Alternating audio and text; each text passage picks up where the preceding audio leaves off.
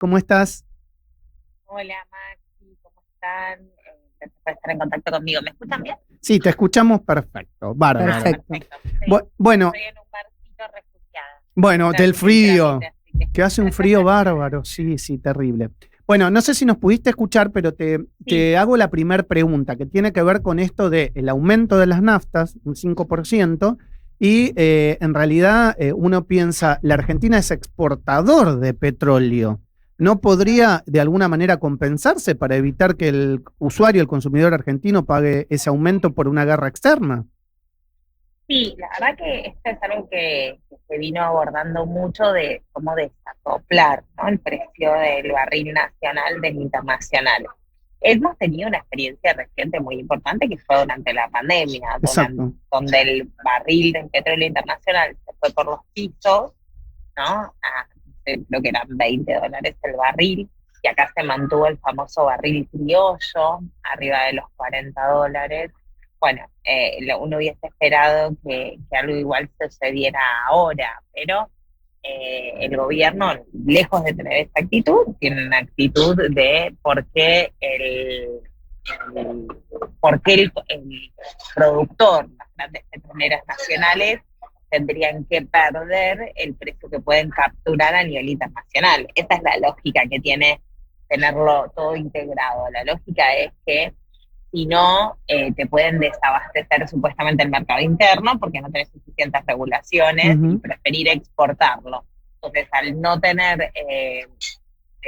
tener equivalencia entre el precio nacional y el internacional, se protege la ganancia, la producción de los petroleros. Bueno, Sí. eso evidentemente, como ustedes dicen, tiene consecuencias sobre el salario de los trabajadores y trabajadoras, que sabemos que en muchos lugares del país, no quizás el Gran Buenos Aires, no quizás la ciudad de Buenos Aires, pero en muchos lugares del país, tener un autito es la única Es manera de terrible. llegar a laburar. Sí, sí. Vos sabés que yo ayer también lo linkeamos con esto que estás diciendo. Veía un informe, creo que fue en TN, donde justamente hablaban de la diferencia en lo que vos haces con tu salario, con Sí. tu ingreso, Sí. del año pasado a este, y sobre todo el impacto que habían tenido el aumento de los servicios públicos. Comparaban el aumento de la luz del año pasado a este, el aumento del gas, el aumento del agua, el aumento de las expensas, y generalmente eran 10 puntos que habías perdido de capacidad de compra. Es impresionante. Y todo eso, claro, con el salario congelado, ¿no? Claro, Hoy salía un informe del Centro de Estudios Metropolitanos que necesitas 2,7 salarios mínimos vitales y móviles para poder empezar a alquilar en la ciudad de Buenos Aires, ¿no? O sea, 3 salarios mínimos casi para poder afrontar un alquiler en esta ciudad. Bueno, se está volviendo imposible, por eso vemos los bares vacíos, los restaurantes vacíos, los cines vacíos, los teatros vacíos, que no hay con qué poder soportar alguna salidita, ¿no?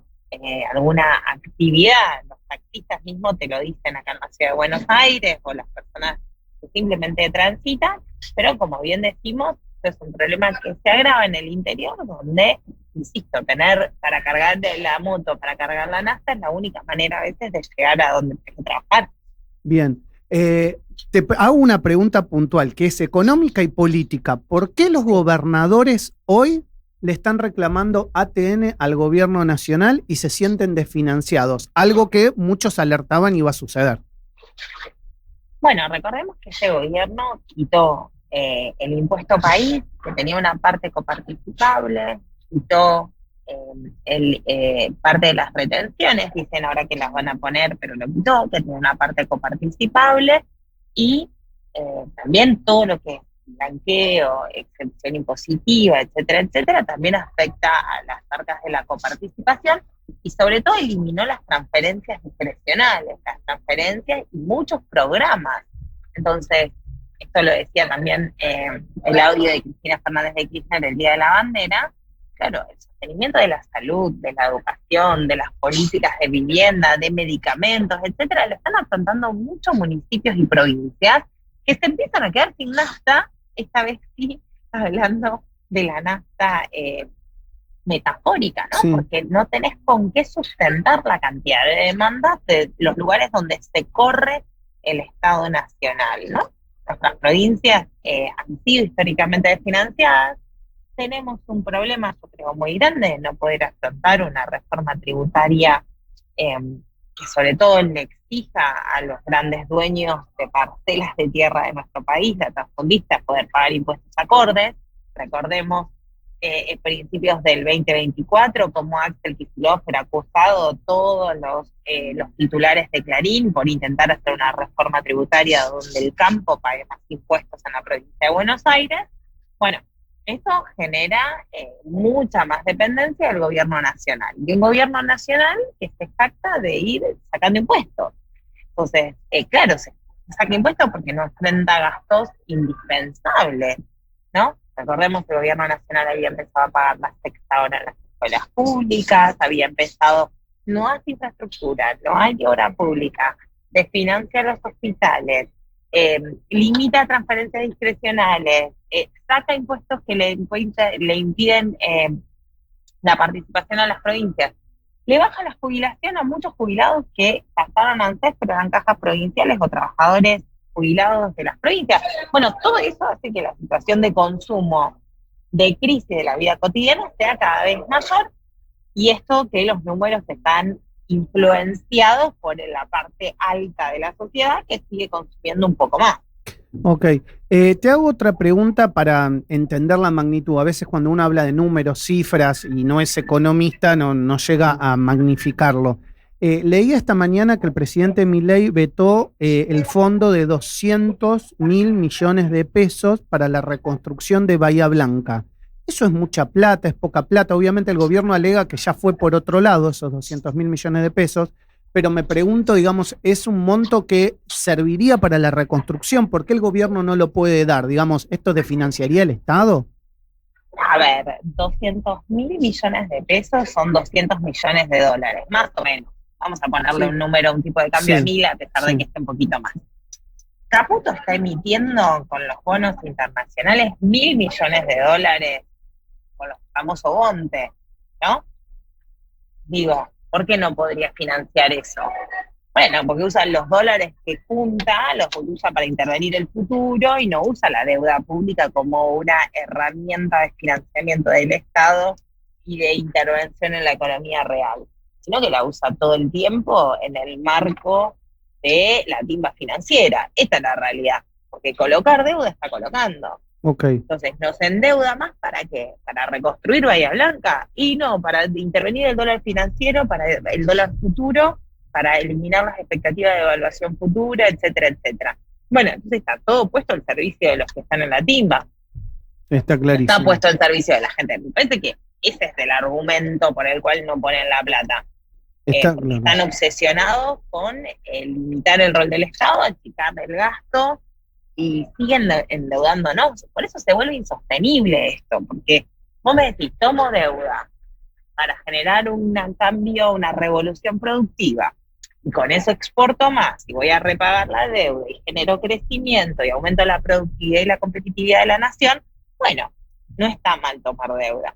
Ahora, si la toma de deuda es exclusivamente para financiar a los que la van fugando, y me parece que tenemos un problema. ¿Te acordás cuando en el gobierno de Mauricio Macri se decía que esto se sostenía si venían las inversiones, que en el segundo semestre iban a venir, y obviamente esas inversiones nunca vinieron? Bueno, ¿esto es algo parecido, digamos, o tiene un plazo de vencimiento, como la propia Cristina Fernández de Kirchner dijo en el audio? Y me parece que sí, que tiene un plazo de vencimiento, porque además fíjate que le dieron todo a los inversores internacionales. Y no solo no vinieron, sino se fueron. Petronas se fue. Digo, las inversiones, a pesar de lo que dicen, con el gobierno de Cristina, vino Chevron, vino Petronas al frente de todos para hacer el gasoducto, vinieron un montón de empresas, y empresas nacionales empezaron a exportar mucho más. Acá se va Telecom, se va, bueno, Telefónica, todo esto, el quilombo también se va Petronas. No vienen las mineras. Bueno, van a venir las mineras, pero no terminan de invertir. ¿Y cuánto más le puedes dar de RIGI? O sea, claro. El problema no es solo el RIGI, es que todo este maniobra, yo creo que el mercado tarde o temprano se va a dar cuenta que no es sostenible en el tiempo. Por eso el propio bonte que emite el gobierno le pone este put para que se puedan liquidar a valor técnico los bonos en el 2027 antes de que cambie el gobierno. Sí, es claro. decir, ni el gobierno confía en su programa. Claro, claro, está clarísimo. Bueno, Delphi, gracias por estos minutos. Estamos sobre la tanda. Siempre es un placer charlar contigo. Te mando un beso enorme y seguiremos hablando a lo largo de estos programas aquí en el streaming de Sónica. Te extrañamos. Ayer le decía a Coqui, bueno, la verdad que te extrañamos. Hay que volver con esto, no es joda. Bueno, en algún momento todo vuelve. Totalmente, totalmente. Te mando un Les beso. mando un beso grande. Un beso grande. Chau, Muy chau. buena la analogía. Chau, chau. Bueno, todo vuelve. Veremos. Eso es lo que está pensando mucha gente. Obviamente Sí. que no se siente cómoda, digamos, con una situación política y económica actual. Y bueno, para eso, creo que para eso son las elecciones. Cada uno va después tomando sus propias decisiones. Exacto.